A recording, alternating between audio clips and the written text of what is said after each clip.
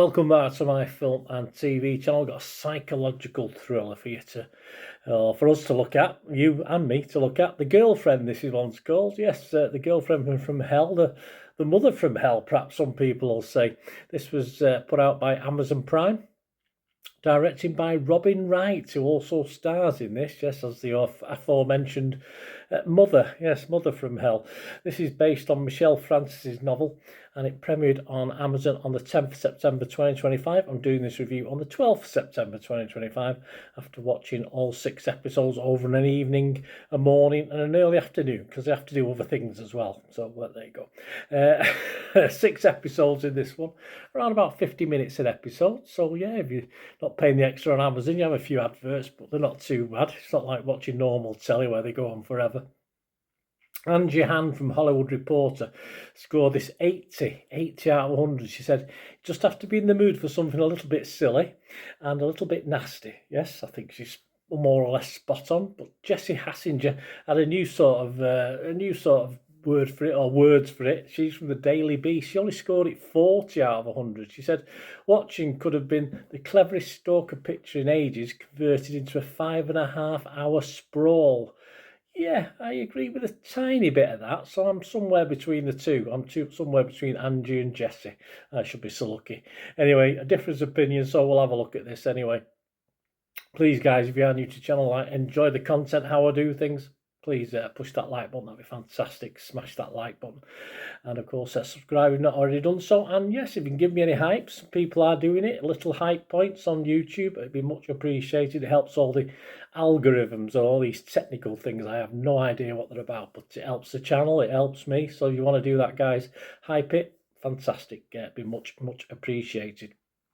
What's it about? Well, the series explores themes of love, yes, greed, power, yes, depicting a mother's reaction to her son's new girlfriend and her perceived motivation. Yes, interesting. Also stars Olivia Cooke, as well as, of course, the mentioned writer and bottle washer and tea maker, Laurie Davidson, Waleed Zuwaiter, Tanya Moody, Shalom Brune Franklin, Leo Suter, Karen Henthorne, Francesca Corney, Ben Miles, Marina Bai and Anna Chancellor. So a lot of familiar faces, one or two not so familiar faces, certainly to UK audience, and I'm sure other territories audience as well. Right, these are the sort of psychodramas that the likes of Channel 5 and Channel 4 here in the UK anyway try to do, but usually fail with miserably, usually because they've got pretty poor acting talent and the storylines are a bit basic and unexciting. ITV and the BBC occasionally hit the spot with this style of psychological thriller, but this is just really good silly fun.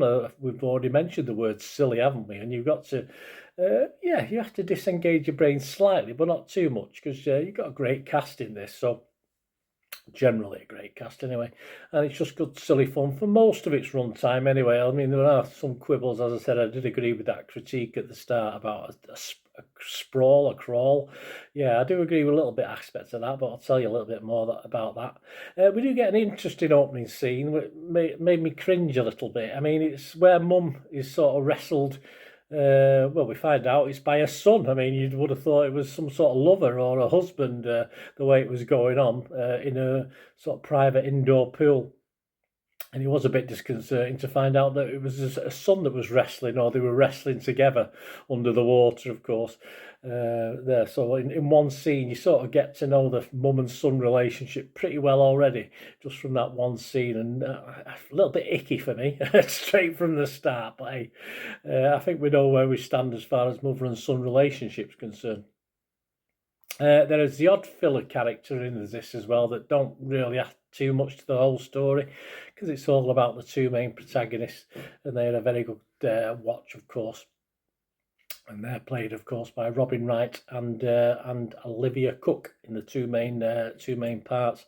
As ever, the blokes in this are the weaker side, or the weaker links, and Laurie Davidson's son characters, as you'd expect from, a typical Gen Z spoilt mummy's boy. He is what he is, and it's a pretty good fit for the actor as well. It seems to fit pretty well. The story from the first episode, concentrating on the two main female characters, is told from their point of view. So you got Cherry coming up on screen, and you get Laura coming up on screen. So there's a bit of overlap what's happening as you go back to find out the lead up to an incident that's occurred during the drama. So it's been done before, but this is nice and easy. As long as you don't take your eyes off the screen and forget to see which part you're looking at, it's fine. Even for my old adult brain, it was okay. The characters. I like Cherry, even though her dark side is obviously evident very early on, and we get to know her dark side from episode 1. But you're never 100% sure of her motivations. But there is a lot sort of a vulnerability about her that the mother doesn't have. There's a vulnerability about the younger girl, vulnerability that makes you sort of side with her a little bit more, even though you know, God, there's an edge to this one, isn't there? And as far as the mother character, very watchable. It's hard to go all in on either's side, the mother or the future daughter-in-law, if you like. And this sort of decision-making we have to do sort of ramps up the more the series proceeds. Some lovely location shots, houses dotted about, of course, London, etc. Spain, I think they go over to. And, of course, some of these properties we'd love to own ourselves. So that adds to that sort of style. You know, we're not in the working class Britain is featured a little bit, as in the daughter's mother or the future daughter-in-law's mother, but it's all the nice things and the rich things and the high middle class things that you expect. Mary Castle from Screen Rant scored it 40 out of 100. She said, in its attempts to be scary, sexy and shocking in equal measure, The Girlfriend succeeds in confusing the viewer and presenting a narrative that escalates for seemingly no reason. Now, on reflection, I sort of agreed with Mary. I actually typed that in after I'd watched about 3 episodes, something like that. But I know where she's coming from, because neither protagonist seems to be able to let go, even when they win an argument or they win the man. Simple as that. And they just re-escalate things unnecessarily, trying to finish each other off and get the better of each other, which is fine because you've got to fill 6 episodes. But it does make the last 3 episodes a little bit samey, a little bit repetitive, and not quite as good, I thought, as the first 3 episodes, which are a bit more dynamic and a bit more interesting and silly in a good way.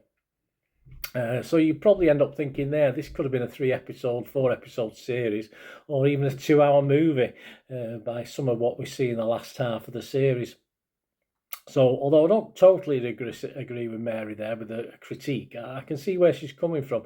Lucy Mangan of The Guardian liked it, and she's a hard taskmaster. She takes some pleasing. Lucy, she scored it 80 out of 100. She said, into this affluent family with its interesting dynamic comes Cherry, played by Olivia Cooke, whose delicately ambiguous performance makes the whole thing sing. Yeah, I mean, Lucy's spot on, Olivia is great. Robin's good, but sort of Olivia makes this series for me. Right, my big criticism, I've hinted at it already, of course, is that it does push your patience. You've got 6 50-minute episodes, and the last 3 don't really match the pace and interest for me that the first 3 had. I found myself reaching for my phone and checking things while I was watching the last 3.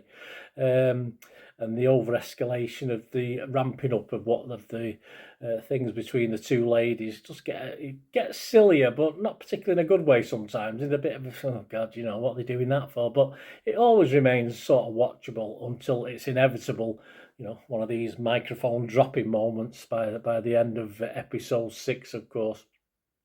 As I've said, this has been done many, many times and can be cheesy, can be unwatchable if done poorly, with poor acting, poor screenplay, poor scripts, etc. But this, for the most part, hits the right notes, and despite disliking most of the snobby up themselves characters in it, I found it really entertaining. As I said, even a little overcooked on episodes, and of course it's the equivalent, I suppose, of men measuring their private parts, but these 2 women are constantly trying to measure their private parts to get the attention of this one man. So yeah, it's very much of that ilk, and as I say, second half not quite as good as the first. What are others thinking? Well, Rotten Tomatoes 26 fresh and 4 rotten, 87% positivity and freshness there, so I'll make that 27. I've got to be fresh on this. I can't be rotten on it. The website's consensus: Robin Wright and Olivia Cooke are terrific at behaving badly in The Girlfriend, a twisty thrill that strains credulity with so much aplomb that audiences won't mind. I think for most of it I didn't occasionally, but as I said, for most of it I didn't. Metacritic, 18 critics, 13 were positive, but 5 mixed, so a chunk of mixed. Let's make that 14 positive. I'm going to be positive about this. The Joe Public, you, me, the normal watcher, Rotten Tomatoes, 86%, so they're happy. Internet Movie Database, not quite 1,000 scores and reviews as I'm recording this, but it's getting a 6.9. So I think that'll hover anywhere between 6.5 and 6.9 now possibly for its lifetime. I can't see it getting much less than that. It's sort of staying steady now at 6.9 at the moment. Right, for me, yes, episodes 1 to 3, I would have probably scored this a 7 out of 10. Episodes 4 to 6, yeah, still watchable, but I'm going down to a 6. So if I split the difference on this one, I'm going to give it a 6.5, which means, as I say, I hoped it would carry on, but as I say, it did sort of run out of steam a little bit for me, even though there's plenty going on, don't get me wrong. It's not as though it suddenly becomes utterly boring, but it does get a bit repetitive and perhaps sillier, but not in the good way. It was silly when it first kicked off, but yeah, a 6.5 for me. It's steady. It's a good score. Let me know what you think, guys. It'd be great to have your views, of course. Contact me about this or anything to do with film and TV. It's always great to hear from you. Or if you want to contact me through my other socials as well as YouTube, you can do so.